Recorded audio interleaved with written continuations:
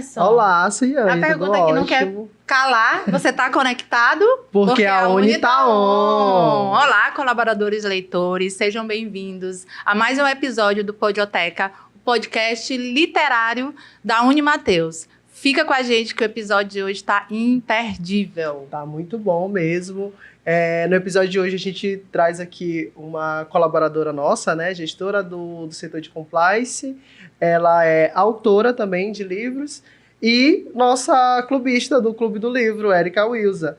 Antes de apresentar ela aqui, eu vou falar aquele currículo breve dela, né? Tem muita coisa, breve, mas extenso. Ela é advogada, escritora, professora, mentora, clubista, mãe da Angelina, fundadora do Liderança e Parentalidade, especialista em gestão empresarial e gestão estratégica de pessoas pela FGV. Há 17 anos atua no mundo corporativo, nos quais uma década em compliance. Atualmente, ela está como gerente de compliance, riscos e controles internos do Grupo Mateus. Ela é membro da Comissão de Compliance da OAB do Maranhão, coordenadora da CWC do Maranhão e coautora do livro Mulheres Compliance na Prática. Poder de uma história pela editora Líder, que já tem na nossa biblioteca, é claro, né? Isso mesmo, a Érica tem uma trajetória incrível, né? E hoje a gente vai mergulhar um pouco mais, né, nesse universo do compliance, saber um pouco mais sobre o setor que ela lidera e um pouco da sua história profissional, pessoal, sobre suas formações e todo o trajeto que ela fez e seguiu até chegar aqui. Então, além disso, também a gente vai explorar o lado, claro, óbvio, leitora, né, da Érica. Os colaboradores, a galera que está assistindo a gente está vendo aí 2 livros, ou vai ver daqui a pouco. Então, a gente vai falar um pouco sobre o livro que a Érica é coautora, certo? Compliance, Mulheres Compliance na Prática. E também o livro que ela escolheu no acervo da nossa biblioteca para fazer uma resenha, para trazer aqui para a gente falar livro lindíssimo, tá ótimo o livro. A Grande Fábrica de Palavras, que tu nem gosta, né? Eu amo esse livro. Seja bem-vinda, então, Érica, mais uma vez. Obrigada por aceitar o convite, esse humilde convite, mas de coração, né? Participar do Podioteca, que é um podcast totalmente ligado, na perspectiva do livro, da nossa biblioteca. É um projeto muito bacana que tende a expandir e falar um pouquinho sobre o acervo da nossa biblioteca Maria Firmina. Seja bem-vinda. Seja bem-vinda. Eu falei aqui brevemente, mas fica à vontade para se apresentar, sua área de atuação, toda a sua formação. Imagina, obrigada, Su, obrigada, Emerson. Obrigada a todos que estão nos assistindo. Para mim é uma honra estar aqui conversando, trocando ideias, falando de livros. Eu sou uma apaixonada por livros. Não à toa, no meu episódio, a gente vai falar de 2, né? Porque eu não aceitei só um, né? Venho logo falar de 2. Mas muito obrigada pela apresentação que vocês fizeram. Já cobriu muitas coisas que eu faço, né? Apesar de saber que nós exercemos muitos papéis, né? Nós, mulheres, homens. Então, isso que vocês relataram aqui é um pouquinho do que representa a Érica. E aí, falando um pouquinho da área de compliance aqui dentro do Grupo Mateus, é uma área jovem, né? Existe há 11 meses, é o tempo que eu tenho de Grupo Mateus, uma área que está sendo estruturada, além dos processos de integridade, né? Porque esse nome compliance é um nome importado, né? Vem de inglês, mas a gente tem uma palavra no nosso idioma que representa muito desse trabalho que é feito pela área, que é a palavra integridade. E a gente vai falar muito sobre palavras, sobre léxico, sobre linguagem nesse papo de hoje. Então, vocês vão ver que está tudo conectado. Então, a área de integridade, ela tem trabalhado nesses 11 meses para estruturar seus processos, né, para que a implantação aconteça pensando no longo prazo. É importante que daqui a 5, 10, 15 anos, né, o que eu construí aqui ainda exista e tenha sido melhorado, aprimorado, né, para que seja um trabalho com um olhar de longo prazo. E além dos processos de integridade, não precisam se preocupar de pronunciar essa palavra, né, que escreve compliance, a gente tem que falar em inglês, compliance. Fala em integridade que estaremos todos entendidos. Então, além da área de integridade, Eu também conduzo os processos de gestão de riscos e controles internos, né? São processos super relevantes. Lembrando que a nossa companhia é uma companhia de capital aberto, né? Para quem ainda não está familiarizado com essa expressão, significa que nós negociamos ação na Bolsa de Valores e isso traz uma série de responsabilidades. A gente precisa cumprir alguns requisitos que são obrigatórios, né? Eu falo que não é discricionário. A gente não tem como, esse aqui eu vou fazer, esse aqui eu não vou. Não, tem que cumprir. Então, dentre esse rol de obrigações está as obrigações atreladas à gestão de riscos e controles internos, né? E, claro, isso traz mais segurança, isso traz uma maior robustez, isso traz confiabilidade, isso traz um melhor nível de governança. Então, assim, tem uma série de benefícios. Transparência para empresas que buscam trabalhar com esses processos dentro das suas estruturas, né? Não à toa que uma discussão, para quem é muito da área, mas que vale super a pena vocês conhecerem, que existe, né, em torno desses 3 grandes processos, integridade, riscos e controles, é que, Érica, uma empresa que não é obrigada, né, que não é de capital aberto ou que não é fortemente regulada, ela tem benefícios em implementar uma área de compliance, de integridade, de estruturar um processo de gestão de riscos, controles internos, sem sombra de dúvidas. Qualquer organização, inclusive o micro e pequeno empreendedor, tem benefícios ao estruturar esses processos. É claro que, né, o programa ou o projeto de integridade do Grupo Mateus não será igual ao de um micro e pequeno empreendedor, né? Você precisa adaptar. Então, me empolguei, falei um monte. Não, mas é interessante mesmo, porque uma das questões, e tu começou a falar, eu pensei assim, só grandes empresas precisam ter uma área, um setor de compliance, mesmo sendo pequena, ela pode ter uma consultoria de algum profissional especialista na área, cabe dizer assim? Cabe, é possível não só contar com o apoio externo, que foi esse exemplo que você trouxe, né, de consultorias, como também desenvolver isso de forma interna. E aí, o que a gente vê muito no mercado, em empresas menores, em microempreendedores, é que esse profissional de compliance, às vezes, ele cuida do programa de integridade e também é RH. É o administrativo e também compliance. Faz parte, né? Você divide papéis. Essa dedicação mais exclusiva acontece quando você já tem uma estrutura mais robusta, precisa responder a mais processos, e aí você tem, por exemplo, uma gerência de compliance, uma área de integridade, né? Você tem uma pessoa que é especialista ou analista, né, de integridade de riscos. Mas depende muito do porte da empresa, do nível de regulamentação que ela tem, né, da quantidade de colaboradores. Isso impacta quando a gente pensa, por exemplo, nos processos de comunicação, capacitação, desenvolvimento. Uma coisa é eu capacitar, 50 funcionários. Outra coisa é o desafio que a Uni tem. Gente, olha, pausa. A Uni tá on. Outra coisa é o desafio que a Uni tem de capacitar e desenvolver 60 mil colaboradores, 70 mil colaboradores. Isso vocês sabem o que é, né? Então, todas essas questões, elas entram na equação. E mesmo empresas grandes, elas ainda contam com apoio de consultoria. Então, apesar de existir uma área interna, uma gerência de integridade, riscos, controles, em alguns momentos a gente sim conta com apoio de consultorias, né? Consultorias pontuais para dar um suporte, para apoiar numa revisão de riscos, para apoiar na emissão de um parecer mais complexo, e tá tudo bem, tá? Tudo isso faz parte de uma boa estruturação de uma área como essa. E assim, tu sempre pensou em escrever sobre compliance ou foi uma ideia que foi surgindo ao longo da tua carreira? Como é que foi essa ideia? De jeito nenhum. Não só não pensava em escrever sobre compliance, como eu acreditava que escrever seria algo que não caberia na minha atual existência, que eu precisaria, ter uma outra vida quando eu viesse numa outra oportunidade, que eu viveria uma experiência como essa. E aconteceu de uma forma assim muito inusitada, como, né, muitas grandes coisas importantes que acontecem na nossa vida vêm sem muito planejamento, né? Você, de repente, numa terça, numa quarta-feira qualquer, alguém te faz um convite e você fala, nossa, nunca pensei isso, e acontece, né? Mas um planejamento também é importante, tá, gente? Mas voltando a falar do livro. Então, eu recebi um convite. No primeiro momento, eu falei, não, isso aqui é um golpe, com certeza.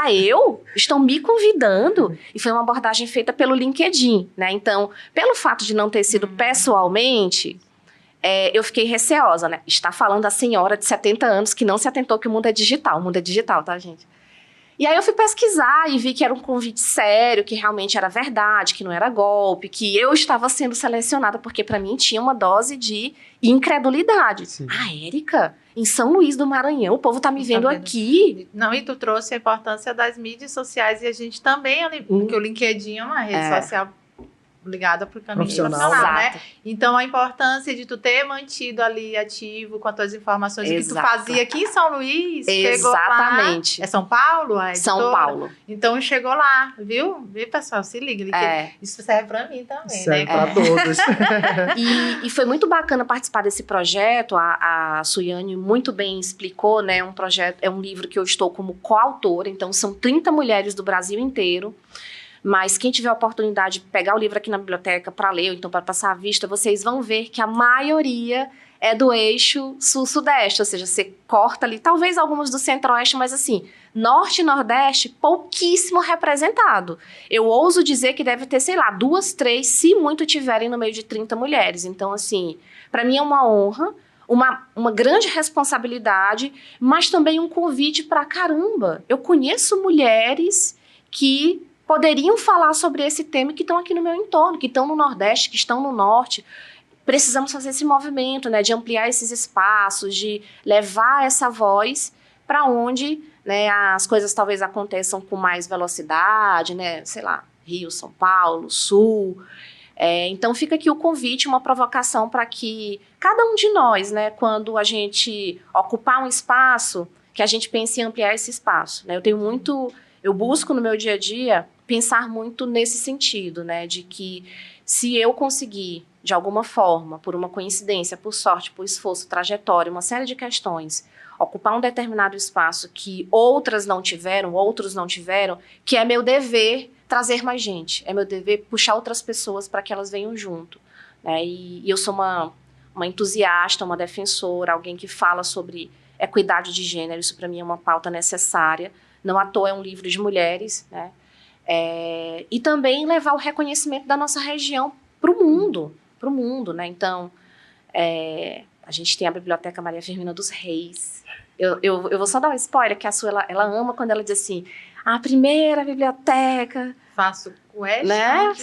Então, eu vou deixar a fala dela para isso, mas assim, gente, eu amo falar da Biblioteca Maria Firmina dos Reis, falar da Maria Firmina dos Reis, então, enfim, divaguei de novo, porque cada tema aqui vira uma tese. Um artigo.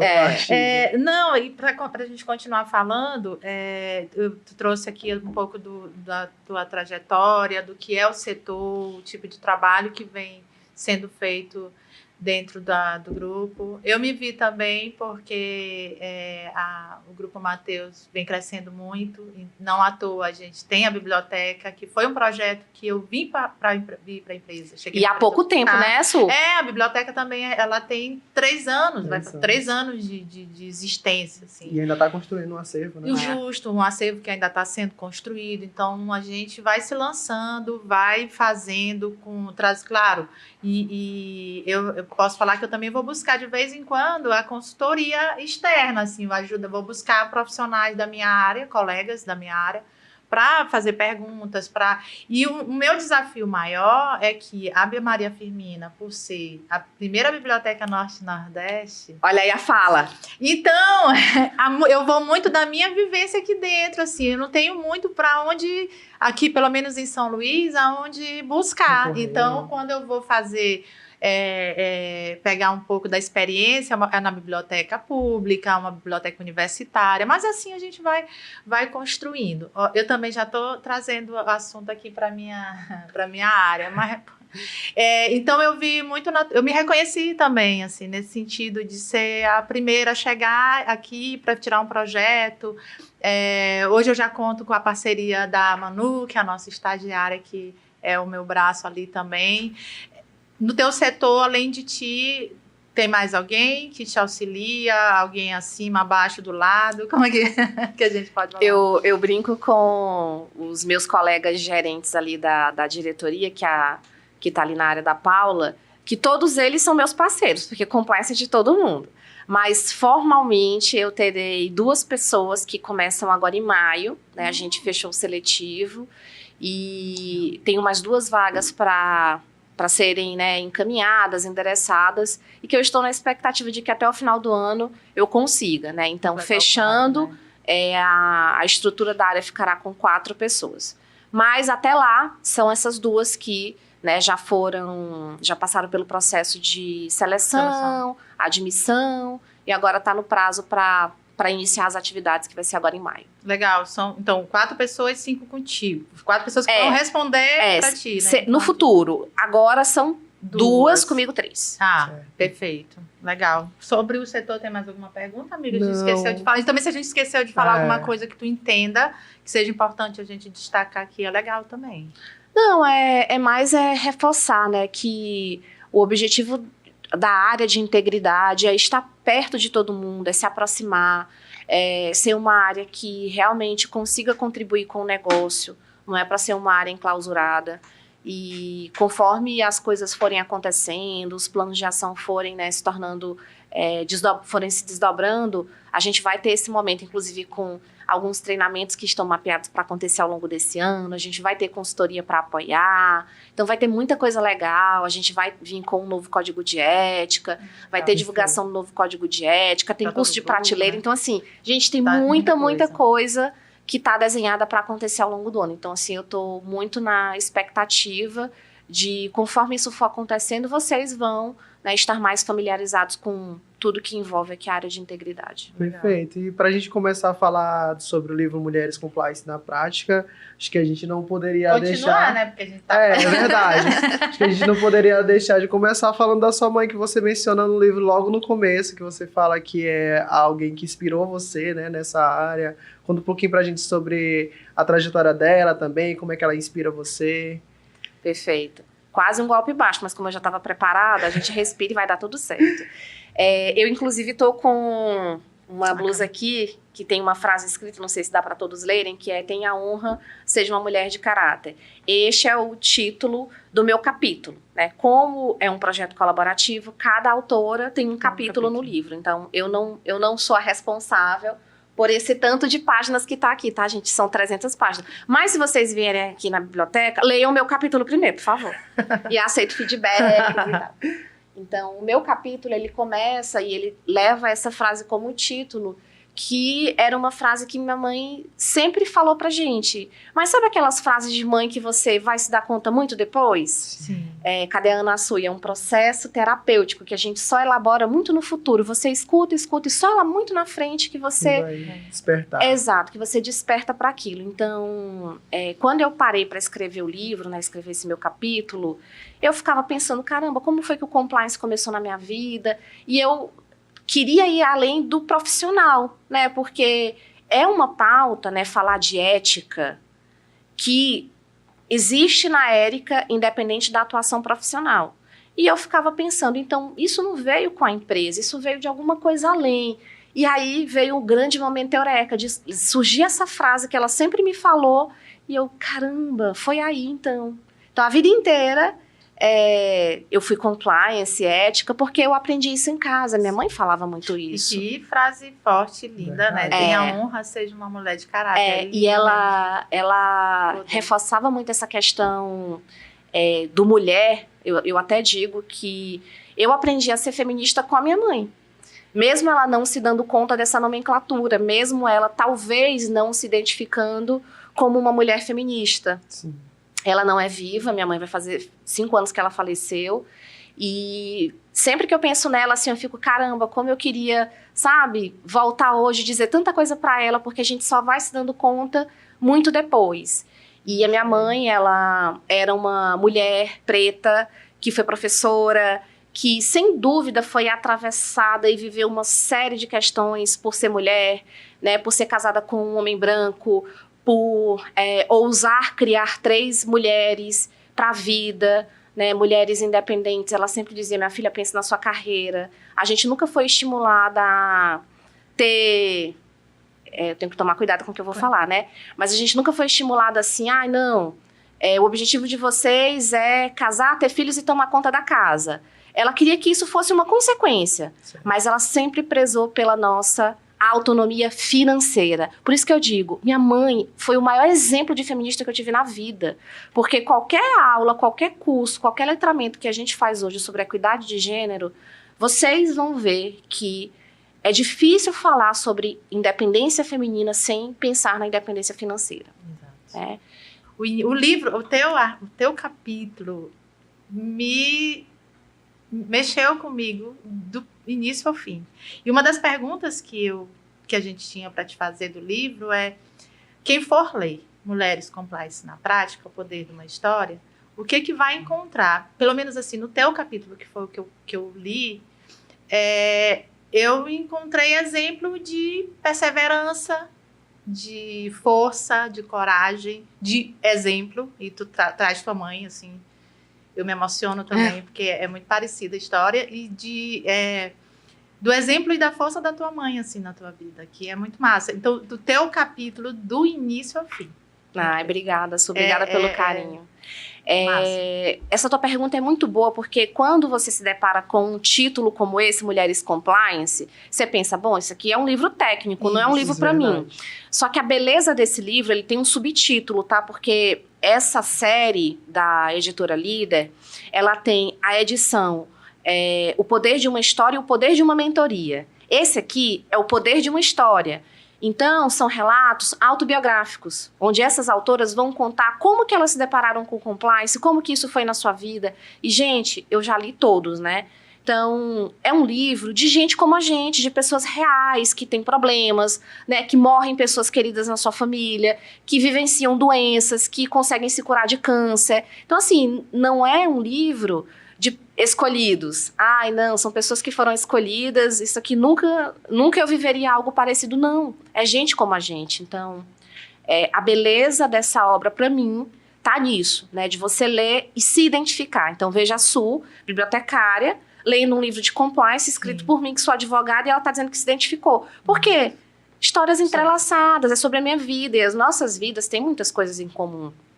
Minha mãe era educadora. A minha também olha aí, é educadora. Não é? Filhos de três professoras. E com o detalhe de que a minha mãe, ela era especializada em educação inclusiva, né? Hoje já se fala assim. E a mãe de Emerson também. Então, vejam só, tem muitas conexões. Sim. Então, super convido vocês, né? Venham até a biblioteca, façam a reserva do livro, leiam, não só esse, mas várias outras obras que a nossa biblioteca tem, obras raras, gente. Eu sou, assim, apaixonada pela Maria Firmina dos Reis. Obrigada. Não, só para completar, então, vai muito daquele ditado que a gente não deve jogar o livro pela capa, não julguem o livro pelo título, achando que está se tratando de uma coisa, algo técnico, algo que eu não vou entender de forma nenhuma. Se o capítulo da Érica causou essa emoção em mim, esse movimento, assim, de eu me enxergar também na história, com certeza das outras autoras, e vai te tocar de alguma forma, e como a Érica disse, o livro está disponível já no acervo da biblioteca, venham, desfrutam, porque é muito bacana, as palavras da Érica, assim, vão mexer. Não, é verdade, tá? É verdade. Meu amigo aqui do meu lado, que já leu também, é verdade, amigo. É muito verdade, a gente transporta para a vida da Érica, né, a gente se identifica com algumas coisas que ela posta, que ela escreveu, né. E você já participou de outros livros? O que te inspira também para escrever? Você tem algo também que quer lançar solo? O que me inspira, Emerson, primeiro porque eu sou uma apaixonada por esse universo, né? Eu adoro ler, eu adoro o universo do mundo editorial, apesar de que eu acho que eu romantizo, né? Porque como eu vou ler nas histórias, é sempre um trabalho muito lindo, né? O do editor mal sabe os perrengues que eles devem sofrer, os revisores, né? Os assessores literários. Mas assim, eu sou encantada com tudo isso. E depois de entender que eu não precisaria de uma outra vida para escrever um livro, e mergulhar no projeto coletivo, entender um pouco os caminhos, eu agora estou num projeto de um livro solo. É um livro onde eu vou falar sobre liderança e parentalidade, que é o projeto que, quando você foi falar o meu mini currículo, você citou, é um projeto que eu sou fundadora, e lá eu trabalho de questões voltadas para o exercício da parentalidade, né, que é esse papel de cuidado com crianças e adolescentes, né, esse adulto de referência, pai, mãe, avó, famílias com mais diversos formatos, não só, né, a figura do pai e da mãe. E no Liderança e Parentalidade eu reflito muito e faço muitas provocações práticas, né, de como a parentalidade ela nos aprimora e como que a gente desenvolve habilidades que elas são sim utilizadas na liderança e que elas poderiam transformar a liderança para uma liderança que eu chamo de liderança do futuro, né, no sentido de ser uma liderança mais inclusiva, uma liderança mais empática, uma liderança que pensa no entorno, não pensa somente em si.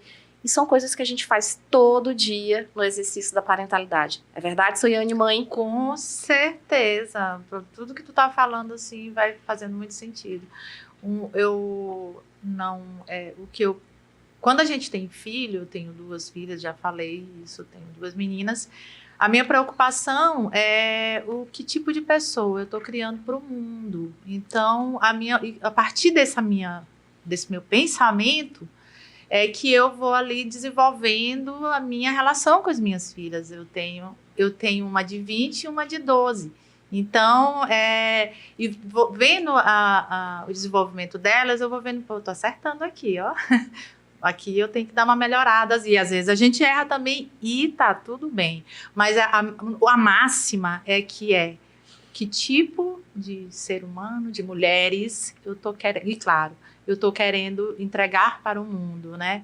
Mulheres que respeitam o diferente, que lutem pelo que elas querem, que elas são capazes de fazer qualquer coisa, basta estudar e se empenhar.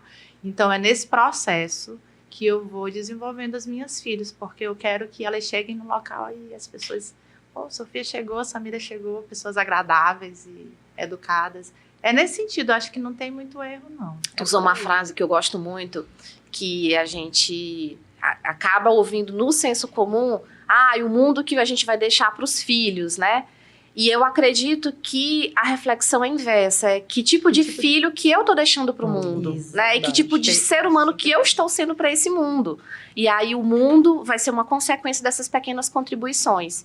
E assim como eu falo também que a Érica sozinha, o Emerson sozinho e a Suiane sozinhos, eles não conseguem mudar o mundo. Mas sem sombra de dúvida a gente tem total potencial para impactar o nosso entorno, o nosso microcosmo, fazer a micropolítica, não aceitar certas questões quando estiver na nossa presença. Então, isso a gente pode fazer. E quando a gente faz isso, a gente motiva mais uma pessoa, inspira um que está do lado, e assim a gente vai fazendo um movimento. Vocês são minhas inspirações. Vocês também. Igualmente, olha aí. Eita. Nem foi combinado, tá, gente? Nada, de forma alguma. Ainda sobre o livro, tu falou, tem um projeto além do... Tenho um projeto do livro, que vai ser o livro que eu vou falar sobre liderança e parentalidade. Nesse livro... eu estarei como solo, então já estou com o contrato fechado. Vai ser também com a editora Líder. E eu tenho um carinho muito especial, porque eles têm uma série, que é a série Mulheres, que tem o selo Mulheres, e são publicações que buscam fomentar o protagonismo feminino na literatura. Então, quem está dentro desse selo são livros e obras escritas somente por mulheres. Homens publicam na Líder? Sem dúvida, mas não no selo Mulheres. Então, esse meu livro vai entrar no selo Mulheres. Então, para mim, assim, é uma honra em dobro, por conta da minha questão de falar sobre a equidade de gênero, de defender isso, de buscar espaço para mais mulheres em todos os lugares que eu tô. No compliance, na literatura, nos clubes do livro, numa mesa de jantar, numa mesa de oportunidades, em qualquer lugar. Já plantou tua árvore? Porque tu já escreveu o livro, né? É verdade. Uma filha, Angelina. Já plantou a árvore? Mas não, bem lembrado, tenho que plantar minha árvore. Pronto. Deixei o mais fácil por último, né? Tem mais alguma pergunta, amigo? Não, quando você chegou no Grupo Mateus, que você viu que tinha uma biblioteca, como é que foi essa visão para você, principalmente como gestora, como é que tu enxerga essa iniciativa? Foi logo na projeto? integração, quando tu chegou, temos uma biblioteca. Foi, eu vi a Maria Firmina no onboarding. Eu tive um momento com a Simone, mas antes mesmo da Simone, a Nati, eu chamo Nati, mas é natividade, mas é o carinho, né? Isso. Carinho, amizade já virou Nati.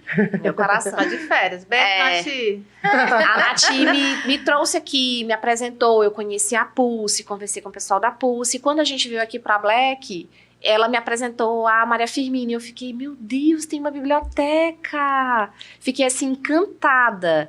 E aí eu acho que foi depois, ou nesse mesmo processo de onboarding, ela comentou comigo do Clube do Livro. Eu falei, não, já quero. Eu acho que eu falei, inclusive, com você, Su, tô tentando lembrar. Eu acho que sim. Eu acho que no primeiro momento a gente já teve. Não foi? E aí a gente já falando do Clube do Livro. Eu falei, já quero me inscrever, porque eu lembro que eu te mandei um Teams, aí tu tava de férias, aí quando tu voltou de férias me incluiu, me mandou e-mail. Pronto, não foi? Foi isso mesmo. Então foi a Manu, nossa estagiária, que fez toda a recepção. Pronto. E aí eu lembro desses times, eu tava de férias. Pronto. Foi e aí a gente chega na Érica Clubista, que nos deu a honra, que é um projeto belíssimo, que tem 1 ano que a gente deu início a esse projeto, que a gente entende assim, desafiador por conta da leitura. Livro, leitura, e a ideia da biblioteca também, não só do Clube do Livro, é mostrar para as pessoas que ler é bom, que ler não é, né?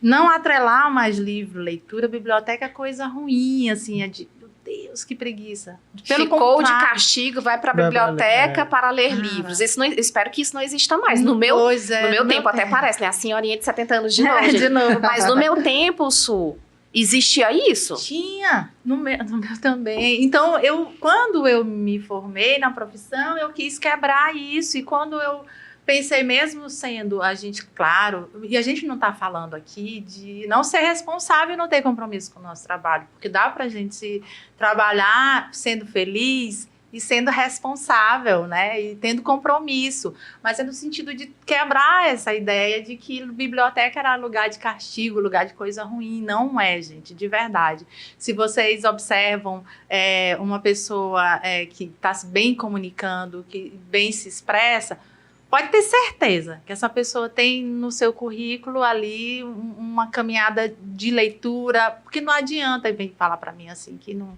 Exemplo vivo, Érica.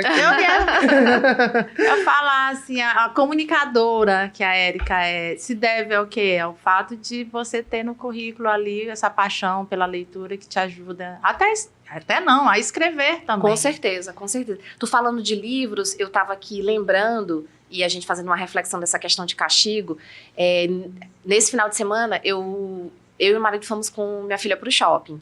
Aí a gente foi tomar café num lugar que é do lado ali da livraria. Não vou falar o nome, né? Porque não tem patrocínio, tá, gente? Mas é do lado de uma livraria. Se quiserem doar livros pra gente. A gente recebemos. E aí ela falou, mamãe, vamos ver um livro. E ela entrou e porque queria comprar livro. Como existe também uma consciência do consumo, eu deixei ela folhear, ela ler, porque ainda bem que as livrarias possibilitam isso, né? Ainda mais com criança. Tem os banquinhos, as mesinhas. Ela olhou vários. E eu falei, filha, hoje a gente não vai comprar. Mas olha como é o interesse. E eu não vejo ela fazer isso, por exemplo, com brinquedo. Ela não entra numa loja de brinquedos, que eu também não vou citar o nome, mas ela não entra e pede brinquedo. Ela entra na livraria e pede livros. Porque também a gente já habituou, quando a gente faz uma viagem, em vez de sair comprando vários mascotes dos lugares que a gente vai, a gente busca trazer livros dos lugares que a gente vai, para ela, né, realmente se habituar de que livro é um companheiro, de que livro é bom, de que abre as portas para a imaginação. Então, com certeza. É um trabalho que começa muito cedo, né, Su? É verdade. E mais ainda depois desse negócio aqui que a gente tem, que é uma disputa e que às vezes a gente perde feio, assim. E aí a gente vai pela questão do exemplo. Eu não posso exigir do meu filho uma atitude que eu não tenho. Se meu filho não me olha com o livro na mão, como é que eu vou estar cobrando dele também? Então, a educação pelo exemplo, assim. E o que você vai vendo, assim, o desenvolvimento que você adquire com o hábito da leitura. Meu Deus, eu já estou falando bonito, não é assim, eu já estou falando bonito, já li não sei quantos livros, é um caminho. Meu Deus, sabe o que eu me identifiquei? Eu terminei de ler A Natureza da Mordida, eu falei, será que eu já estou falando bonito igual Carla Madeira? Um sonho, eu sonhando. Carla Madeira, sou sua fã. Se esse episódio chegar até você, ela assiste, venha nos visitar. Somos, ela é maravilhosa. Não é, Su? A gente lê Carla Madeira, a gente quer escrever como ela, quer pensar como ela. Exato. Eu fico enlouquecida. Eu sou a pessoa que lê e eu chego em casa, eu falo pro meu filho, pra minha filha, pro meu marido, eu falo, amor, olha isso aqui. Não, senta aí, deixa eu ler só esse capítulo. Ele, que é, amor? Não, senta aí. Aí eu começo a declamar. Como é que a pessoa pensou isso? Gente, surreal. Como que ela conseguiu escrever? Não, pra escrever ela pensou. Não, ela viveu isso aqui, gente. Não é possível, né? Carla, como que consegue usar as palavras dessa maneira? Justo ali, é surreal. Eu fico impactada. E despertar os sentimentos que despertam na gente, assim. É muito legal. E é um processo que a gente faz com as crianças e faz com os idosos também. Que legal. Eu tô com meu pai e ele também é aquele que gosta de também estar ligado na tecnologia, né? Mas aí eu peguei um livro para ele aqui da Bíblia, que ele já queria ler, e aí eu levei, e ele está lendo agora, que é Os Tambores de São Luís, do Josué Montello. Aí, agora, como eu já li, então eu chego à noite em casa e ele... eu tô aqui. Senta aqui, bora aqui conversar. O que vai acontecer? A gente começa resenha capítulo a capítulo. Te mete, Emerson. E aí, pra saber que cada ele tá... dia é um capítulo. Se isso leu até onde? Me conta aqui como é que tá e tal. E não adianta ele enrolar, porque ela leu, tá, gente? E aí a gente vai fazer esse processo. E a mesma coisa. E não vou dizer também, tuas filhas não mexem na tela? Não mexem. E como toda criança e adolescente, é o tempo todo ligado nos vídeos, nos memes e tal. Eu gosto também, eu acho legal. E aí, mas a gente tem que saber dosar, tem que saber uma hora, né, não? Cada momento, cada você tempo. Dividir ali seu tempo entre o celular, entre os livros, e aí tá tudo certo. Sabendo dosar, funciona e fica bem, bem bacana. E com isso, Emerson, a gente finaliza falando aqui, vamos entrar na resenha do segundo livro. A Grande Fábrica de Palavras. Vou ler aqui um resumo, brevemente. Existe um país onde as pessoas quase não falam. Nesse estranho país, é preciso comprar palavras para poder pronunciá-las. O pequeno Phileas precisa de palavras para abrir seu coração à doce Cibele. Mas como fazê-lo se tudo o que ele tem vontade de dizer a Cibele custa uma fortuna? Um texto cheio de lirismo, de Agnes de Lestrade. Eu acho que é isso. É literatura infanto-juvenil. Deve ser isso. Deve ser. Ilustrado com talento por Valéria do Campo. Uma obra... Uma ode. Uma ode à magia das palavras e uma linda história de amor. Esse livro aqui é incrível. Eu li... Quando chegou o livro, eu falei assim, deixa eu dar uma lida nesse livro aqui. Despretensiosamente. Ele é uma literatura, só para completar, ele é uma literatura... infanto-juvenil francesa e que a gente tem no acervo, faço questão também, a gente tem muita coisa legal e a gente entende que literatura, sempre nas histórias infantis vem uma lição, vem algo que traga para a criança refletir junto ali com o pai, junto com a mãe, enfim, a pessoa que está ali direcionando a leitura. E a Grande Fábrica de Palavras, ele traz muitas perspectivas. Por que tu escolheu a Grande Fábrica de Palavras, Érica, para resenhar? Vários motivos. Eu até trouxe uma cola para eu não esquecer de tão impactante que esse livro foi para mim. Uma resenha resenha escrita? Nem sei se isso aqui se encaixa em resenha, tá? Depois a subbibliotecária, com o chapéu de bibliotecária, vai me dizer se serve de resenha. Eu tô chamando de reflexões. E aí, uma curiosidade. Eu li A Grande Fábrica de Palavras num momento de espera lá na biblioteca. Eu vim para tratar algum assunto com a Su, ela estava terminando alguma demanda e falou, Érica, enquanto tu espera, lê esse livro aqui. Aí eu sentei e fui ler. Então, aí eu já quero primeiro agradecer a Su de novo, porque eu vivo agradecendo ela. eu sou a pessoa que gosta dos livros e compra para presentear, né? Quem eu entendo que tem um perfil, que vai gostar, que aprecia. Eu comprei já 2 livros desse, ele não é fácil, você não acha aqui nas lojas físicas, eu já procurei aqui em São Luís, já procurei em São Paulo, não encontro, só encontrei na internet.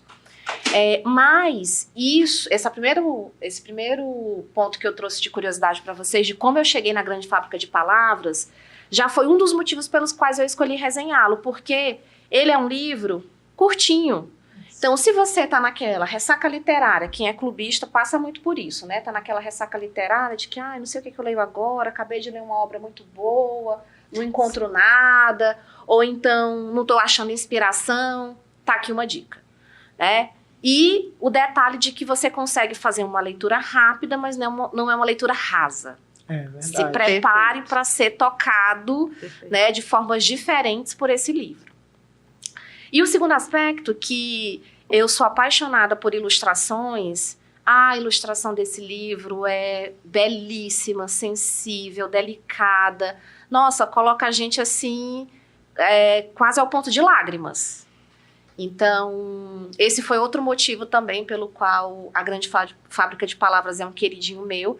E o terceiro motivo, que eu até brinquei com o Emerson, é que, ao mesmo tempo que parece uma escolha inusitada, a Grande Fábrica de Palavras ao lado de Mulheres Compliance na Prática, na verdade tem tudo a ver.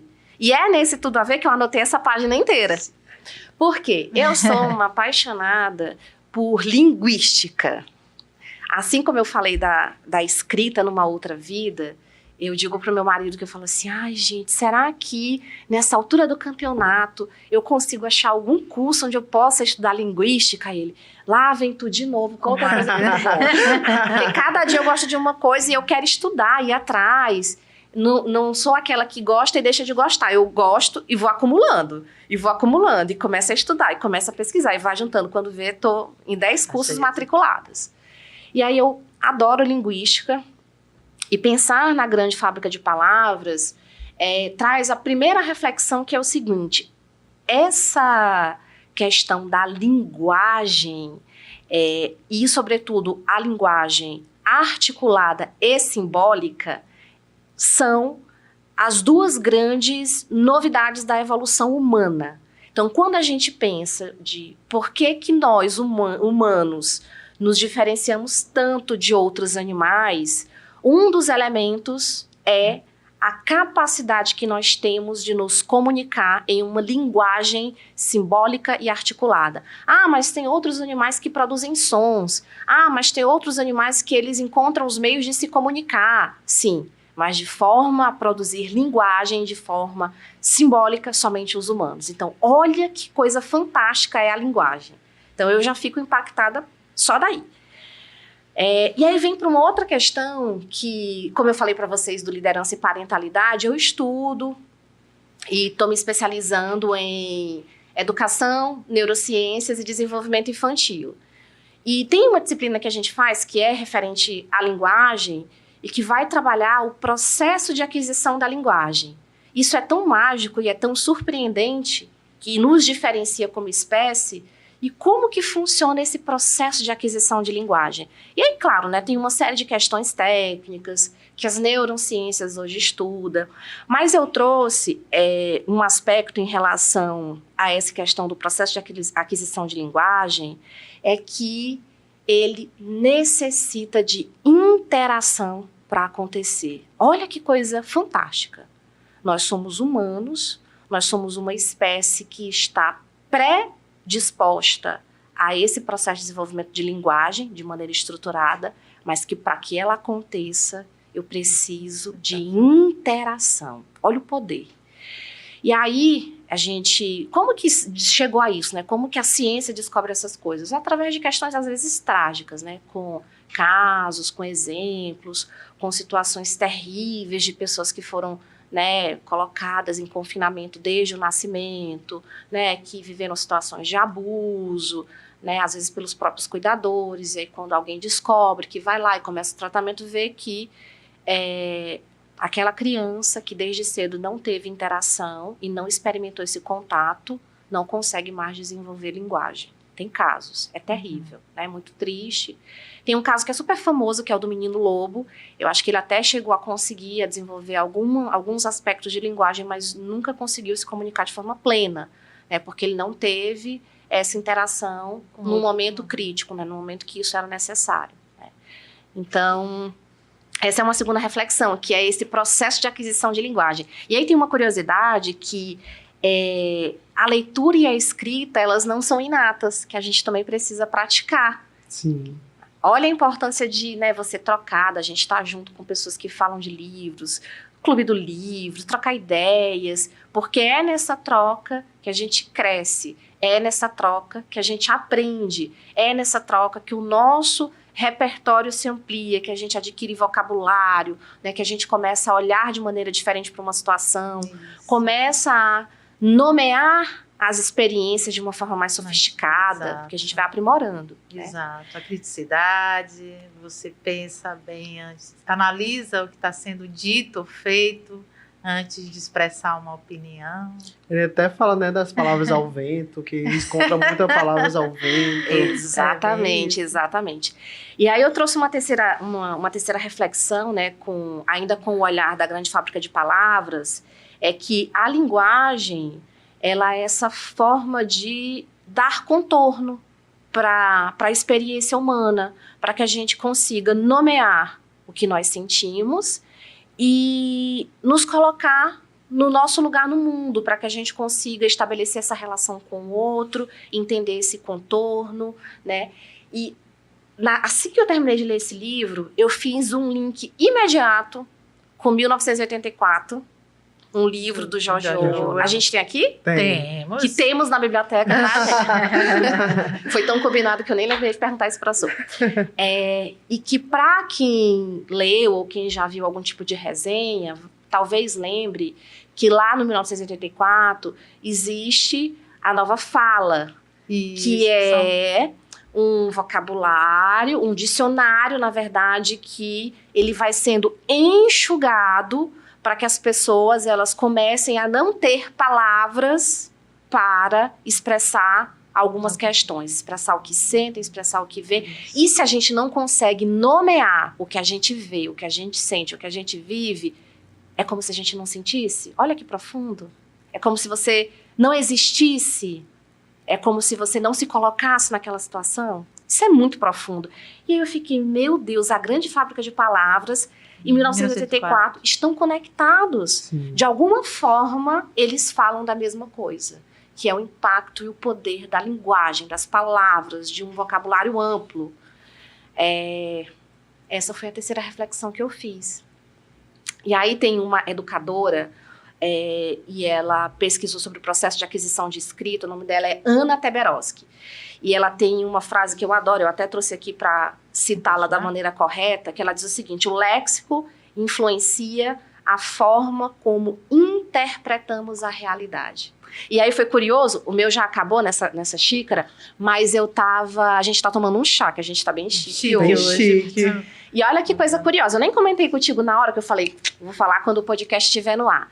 E aí está o Emerson degustando o chá. E falei, gente, que gostoso. O que é que tem aqui? O que é que tem aqui? E ele estava sentindo um sabor. Que estava se destacando. E ele não encontrava a palavra para identificar. Aí eu fui na descrição do chá, li os elementos. Aí ele, é isso. É o caramelo. Verdade. Quando ele descobriu que era o caramelo, foi diferente a experiência dele. Olha o poder que a palavra tem de nomear, gente, de você encontrar o léxico correto para você realmente dar contorno e interpretar essa realidade. Isso é muito poderoso. Demais. Muito poderoso.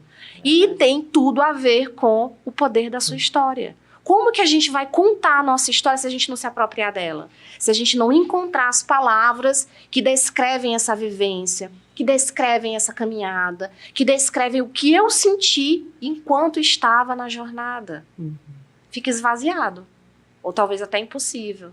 É verdade. Então, é muito potente pensar nessa questão da linguística. E aí, por que isso tem a ver com compliance também, né? Os dois livros estão lado a lado. Dentro do compliance, gente, que é integridade, eu falei também com vocês, né? É uma forma de pensar em compliance, pensar em ética, integridade. Tem um pilar que é super relevante, que eu também já comentei aqui com vocês, que é a questão de comunicação, treinamento, de levar essas informações para 60 mil, 70 mil pessoas. Então, imagina como que eu faço isso se eu não domino o léxico, se eu não conheço as palavras. E aí a gente pode pensar que, não, mas as palavras são muito simples, são coisas muito parecidas. E não, né? Eu até trouxe aqui também uma anotação para trazer algumas palavras que aparentemente representam a mesma coisa, mas que cada uma carrega um mundo de significados muito distintos, né? Eu trouxe aqui um grupo: medo, pânico, terror, fobia, pavor, susto. Elas podem até estarem classificadas como sinônimo em algum Google da vida, mas a gente sabe que cada palavra dessa tem um significado diferente. E no lugar que eu coloco elas, cada uma delas pode fazer uma diferença gritante, né? Substituindo uma pela outra, eu perco completamente a descrição daquela experiência. E aí a gente volta de novo para Carla Madeira, né? Que ela usa umas palavras que você fala, meu Deus, como que eu nunca pensei em juntar essas duas palavras para sair isso? Com o link na próxima frase. Como que ela dela conseguiu fazer o link de tudo isso? Perfeito. E foi isso, as anotações que eu fiz. Por isso que eu falei, eu não sei se foi uma resenha, gente, mas foram reflexões. Foi perfeito. Não, e as resenhas, elas não deixam de ser uma reflexão daquilo que tu leu. E os sentimentos que trouxeram no momento que ela leu, né? Nossa, passaram muitas coisas sobre essa questão de leitura, de interpretação, de entendimento, do que provoca, assim, a leitura. Olha, um livro infanto-juvenil com uma carga e um peso. A interpretação que a Érica, a leitora, trouxe da fábrica de palavras pra gente, assim. Isso aí tem tudo isso nesse livro. Eu não sei, tu vai ter que ler. Vai ter que ler pra ter experiência. Justamente, aquela máxima. Então, quando eu li A Grande Fábrica de Palavras, eu pensei muito no social também, assim, né? É um prazer. Da questão de que hoje, com a internet, está muito fácil, todo mundo quer opinar sobre tudo, assim, né? Tem os especialistas da internet, que fala de política, ele tem uma opinião, ele vai economia. A gente tem muito cuidado com relação a isso. A leitura te ajuda justamente nesse sentido de que, Suiane, mas chega tanta informação para mim, como que faz? Assim, eu, enquanto bibliotecária, vamos filtrar. E a leitura te ajuda muito nisso, assim, nessa enxurrada de conhecimento, de informação. Informação, nem toda informação é conhecimento. E quando tu falou do social, eu também queria saber a opinião da Érica em relação a que ela trouxe de ter posse da sua história para contar. E aí no livro ele traz que as pessoas com poder aquisitivo maior, né, conseguem comprar as palavras mais bonitas, as palavras mais robustas. No livro da Grande Fábrica de Palavras, da Grande Fábrica de Palavras, isso. E aí eu queria saber a tua opinião sobre isso, dessa questão social de que as pessoas que não têm esse poder aquisitivo, que não têm dinheiro, de contar a sua história, que elas não têm esse... talvez não alcancem esse mérito de contar a sua história. Tu trouxe também essa reflexão no social? Quando eu li essa parte, Emerson, na verdade essa parte não, né? Porque isso é pano de fundo do livro inteiro. Eu entendi como uma grande crítica, né?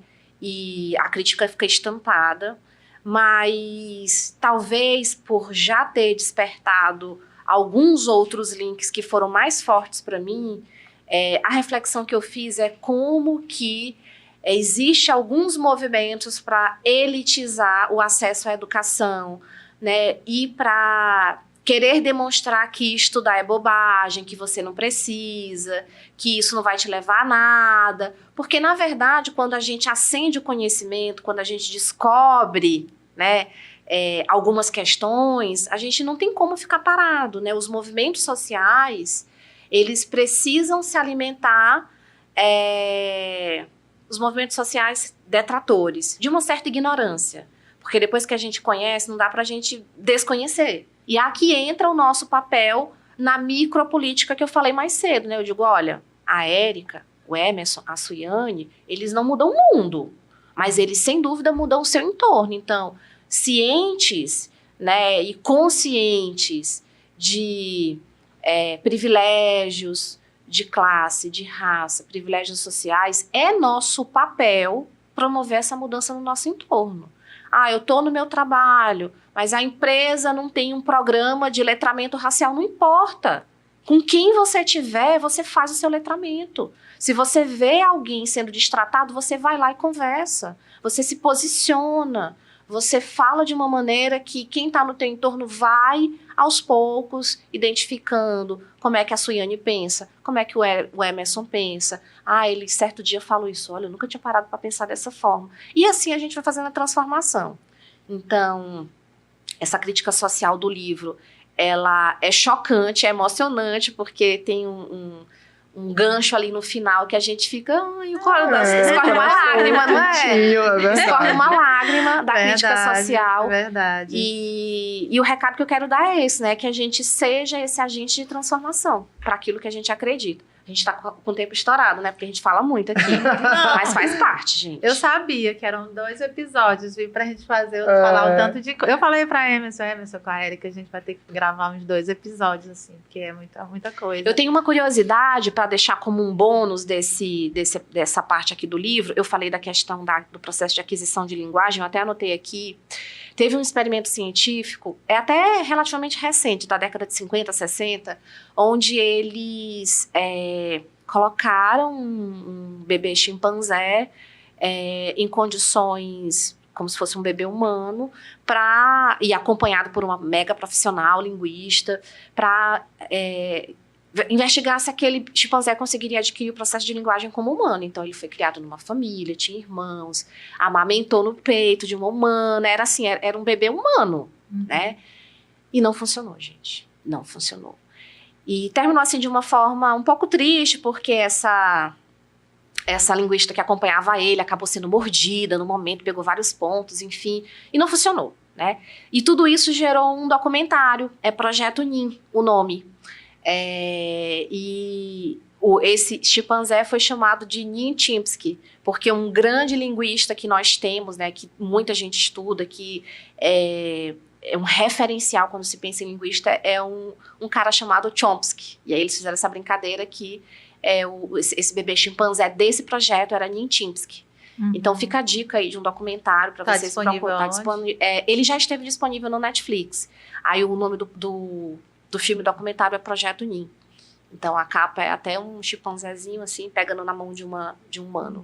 Legal. E é chocante, assim, impressionante como realmente, por mais que seja um parente muito próximo, não adquire linguagem. Somos muito especiais, gente. Então vamos honrar esse privilégio que nós temos. Falar menos bobagem. Oh, meu Deus, podia finalizar melhor. Né? Não, brincadeira, pessoal. Finalizando, né? A gente tá como foi dito aqui, a gente estourou o tempo, mas te agradecer mais uma vez. E tem mais alguma coisa que tu queira falar que a gente esqueceu de perguntar? Eu acho que ela pode deixar, como a gente está falando de palavras, uma frase, se fosse algo que tu pudesse falar para os leitores. Pode ter falar sobre a minha tem a honra, seja uma mulher de caráter, é uma frase poderosíssima, assim, tá valendo, vai ficar guardada, assim. Mas a gente sempre pede que o convidado, se tu quiser trazer um trecho, um pensamento, algo que tua mãe, além dessa frase, falava outra coisa. Suiane, eu carrego isso aqui, Emerson, é isso aqui que eu quero deixar aqui pra gente, pros nossos colaboradores. Fui pega de surpresa, não preparei nada, mas prestigiando... Assim que é bom. Mas prestigiando, né, o Unitaon, o nosso podcast, que tem tudo a ver com literatura, leitura, educação, desenvolvimento. Eu vou parafrasear minha mãe, que dizia que a educação muda o mundo. E eu acredito nisso. Perfeito! Maravilhoso! Obrigada, Érica, mais uma vez, viu, por aceitar, né, esse convite, que é um projeto também muito massa, que a gente tem muito orgulho em fazer parte, trazer coisas boas. Espero que vocês tenham gostado do episódio. Além a grande fábrica de palavras, Mulheres Compliance na Prática, a gente tem muita coisa boa aqui no acervo. Venham da nossa Biblioteca Maria Firmina. Venham. Daqui um pouquinho esse episódio vai estar disponível no nosso canal oficial do YouTube. Não, a gente manda no Instagram, que aí lá já tem um link no o Instagram também segue a gente que é lá. @unimateusoficial. Isso mesmo. E assim como lá o episódio completo vai estar disponível no canal oficial do YouTube do Grupo Mateus. Exatamente. Vocês estão conectados porque a Uni tá on. Tchau, pessoal!